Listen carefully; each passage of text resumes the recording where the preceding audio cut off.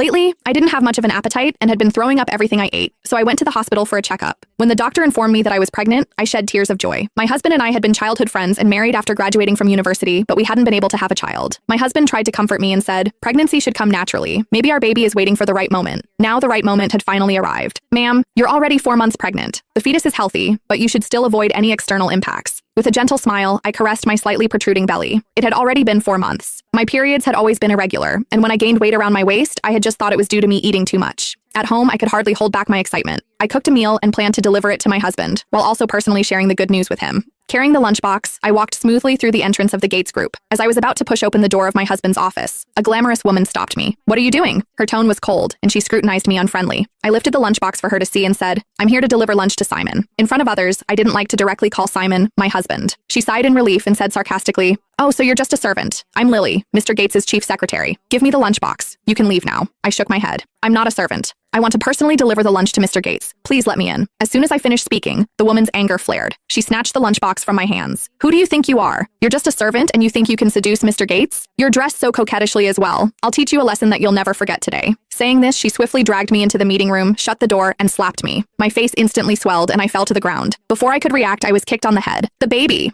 Ignoring everything else, I curled up and tightly protected my belly. "I want to see what you're delivering to Mr. Gates." Lily Wood opened the lunchbox and dumped its contents on my head. The beef soup that I had spent hours cooking was scalding hot and dripped from my hair onto the floor. My scalp burned with pain, but I didn't dare change my position, afraid of harming the baby. "Oh, there's also roast chicken. But you can forget about trying to please Mr. Gates with food like this." She grabbed my chin roughly, applying pressure to force my mouth open. "If you like cooking so much, then why don't you have a taste of your own cooking?" The roast chicken, dripping with grease, was slammed onto my face. My eyes and nose were immediately overwhelmed with a burning sensation, and I cried out in pain. Lily lightly clapped her hands and said with disgust, "So gross and greasy, it almost ruined my new manicure." Looking down at me with contempt, she continued, "Do you really believe the saying that to win a man's heart, you should first win his stomach? With your status, why do you think you deserve Mr. Gates?" I tried to explain but was interrupted by a coughing fit from the grease. The oil had choked me a little, which made it difficult for me to say anything. At that moment, there was a knock on the meeting room door. "Lily, what's up with the noise inside?" I breathed a sigh of relief, thinking that I was saved. However, Lily just sneered and went to open the door. "This bitch is trying to seduce Mr. Gates. I'm just teaching her a lesson." The secretaries at the door all had disdainful looks on their faces. "Mr. Gates is a great man. That's why these bitches all want to seduce him." Lily snorted.